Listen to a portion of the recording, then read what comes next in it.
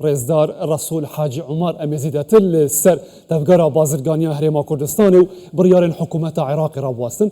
که رسول تبخیرات سواز با آمده بونا و جبجه کرنا سیستم نوی گمرکی اسیکودا حتی نوکا چاوکاریگری خوال سر تفجر بازرگانی جولای بازرگانی دروست کردوه. بله زور سپاس. خوی او یاسای که آوان دان مزران دو یاسای اسیکودا که لالان رخلاوین نتوی گرت وکانی شو پشگیری دکرت و لسان ولات یکدا زیبا زیاده کری بلام بداخوا بنسبت عراق و کاریگری کی طواوی لسر هریمی کردستان و عراق جدانا و که آوانا بشوازک دانه بسیستماتیکی بکن او برنامه اسیکودیا. بەڵام لە ئێستادا کە ناتوانرێ ئەو کارێ ئەنجام بدرێ بە تایبەت بۆ بازرگانانی ناوخۆی هەرێمی کوردستان بۆتە گرفتێکی گەورە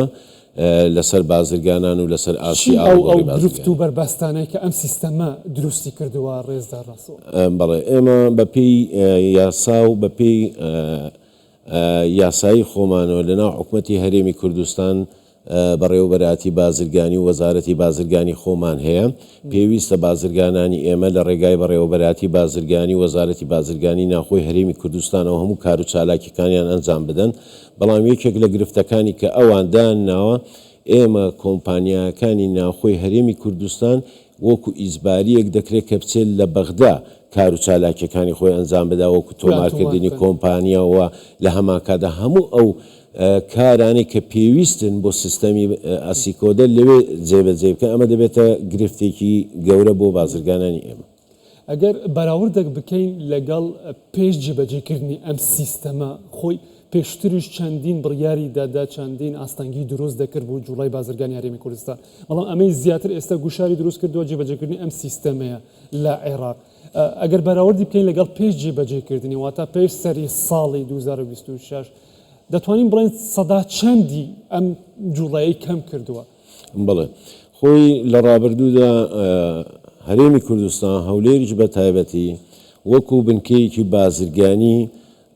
سەرەکی دەناسرا بۆ هەموو عراق بەڵام لە ئێستادا بە شێوازێک لە شێوازەکان هەم لە ڕابردوو تاوەکو ئێستا چەندەها گیر و گرفت و ڕێگری دروست کراوە بە ناوی جۆرا و جۆر و بە هەر کاتۆ بە ناوێکەوە کە شێوازی بەهێزی ئاسی بازرگانی ناوخۆی هەرێمی کوردستان کەم بکەنەوە ئەمە واقعەکە و حاشا هەڵنەگرە لەبەرەوەی لە ڕابردوودا تا ئێستا لەو دو-سێ ساڵی ڕابردوو تاوەکو ئێستا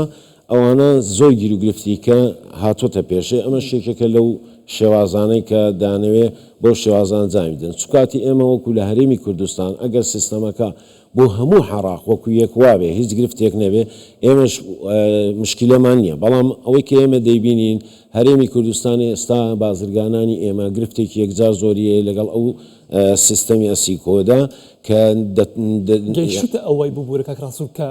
بازرگانان هەندێکی یان بەژمارەیەکی دیاری کراو کە ئیشوکاریان ڕابواستێ بە یەکجاری بێگومان ئێستا لە یەکی یەکەوە ئێمە بازرگانانی ئێمە نەیانتوانیوە ئەو کاڵانێ کە لە دەرەوە هاوردەی هەرێمی کوردستانی دەکەن ناتوانیوە هاوردێ بکەن لە ڕێگای قەسڕ زۆرن کاک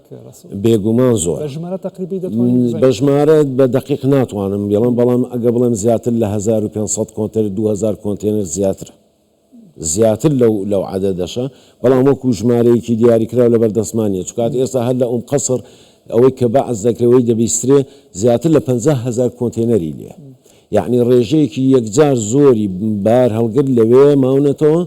تاوەکو ئێستاش ئێستا دەتوانین بڵێن لەو دوو ڕۆژەدا هەندێک حاڵەت جێبەجێکراوە 102 کۆنتێنەرەکان تواندراوە بێنە دەرەوە بهێنرێن بەڵام لە پاڵ ئەوەشدا تێچوویەکی یەکجار زۆریان هەیە یعنی ئەوانەی کە ئەگەر نەشی هێنە دەرەوە تووشی غەرامات دەبن چەند گیر و گرفتی کەیان بۆ دێتە پێشەوە بە مەجبوری هێناویان نەتە دەرەوە لە ئێستاشدا هێنانە دەرەوەش ئاسان نییە یعنی ئەگەر ئێستا بڕیار بازرگانێک بڕیار بدا بۆ هێنانە دەرەوەی کاڵاکەی خۆی لە قەسڕەوە بۆ ئێرە بە 15 ڕۆژ بە 20 ڕۆژ یاڵە بۆی دێتە دەرەوە یعنی کەواتە کاتێکی زۆری دەوێ لە هەمان کاتیشداوە نزیکەی 2 مانگیشە ئەو ماڵانیان لەوەیە هەموو تووشی غەرامەش بووە غەرامەیەکی یەکجار زۆری بووە طبعا وەکو جەنابشتان ئاگادارن گومرگیش یەکجار زۆر زیادی کردووە ئێمە مەسەڵەن هەر بۆ نمونەیەکی بەسیط جلوبەرێک 4.5 میلیۆن دلار بۆ یەک کۆنتێنەر گومرجی وە لە ئێستادا ئێمە بازرگانمان هەیە 37 ملیۆن دیناری داوە. فەرقەکەی زۆرە. 37 ملیۆن دینار 4 ملیۆن و نیو دینار لەکوێ 37 ملیۆن دینار لەکوێ یاخود لەسەر ئاستی موادی کارەباییدا وەکو سبلیتە فێنکەرەوەکانە مباڕیدە یاخود مەسحەدا یان قادرمەی مەسعەدیە یعنی گومرگەکەی دوو بەرامبەری خۆیەتی. باشە دەواازەی دیکەشمان هەن ئەمە ئەم نمونەی باستکردن دەهێن نمونەی دیکە کە هاوردە دەکرێتن پێویستیەکان هاوردە دەکرێت تا چەند پشتبەستنی ئەو هاوردەکردنی ئەم پێویستیانە لە ڕێی دەواازەکانی باشووری عێراقەوە بووە تاوەکو ئەوەندە کاریگەری دروست بکاتن. بەڵێ ئێمە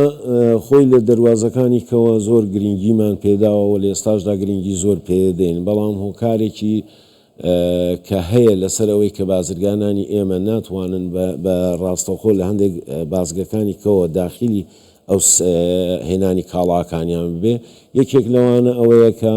ئێمە مەسن لە ڕێگای ئیبراهیم خەلیلەوە یاخود عاجی ئۆمەرانەوە یا مەرزەکانی کەەوە کە داخی موادەکانی کاڵاکانیان بێنن لێرە کە گومرگ دەکرێت ئەمە حەقێکی یاساییە تەواوە گومرگی خۆی دەدا بازرگان هیچ گرفتێکی نییە. بەڵام بە حکمیەوە ئێمە لە ڕابردوودا وەکو هەرێمی کوردستان وەکو هەولێریش سنتەرێکی بازرگانی بووە بۆ ناوەڕاست و جنوبی زۆری کاڵاکانیشمان پەیوەندی بازرگانی بەهێزیشمان هەیە لەگەڵ ناوەڕاست و جنوب کە لێرەوە بازرگانی ئێمە دەیەوێت کاڵاکانی ڕەوانەی ناوەڕاست و جنوب بکاتەوە بجارێکی کە لە بازگەکانی حکومەتی عێراقی دووبارە گومرگێکی کە لێی وەردەگیرێتەوە کەواتە کە لەو بازگانەی ناوخۆی هەرێمی کوردستانەوە داخل دەبێت دوو جار گومرگ دەکرێت و کاڵە لە پاڵ ئەوەشدا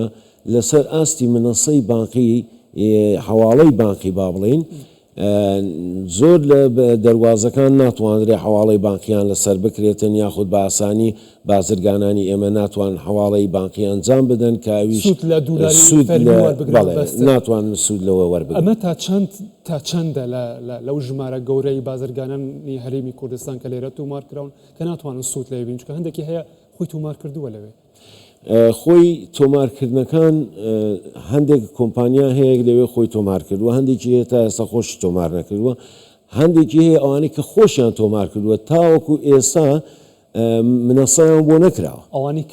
ئەوانەی خۆشیان تۆمار کردووە لێرەش جیاوازیەک دەبینێت لێرەش جیاوازیەک هەیە بەڵێ بێگومان یعنی زۆری هەیە لەوێ خۆشی تۆمار کردووە بەڵام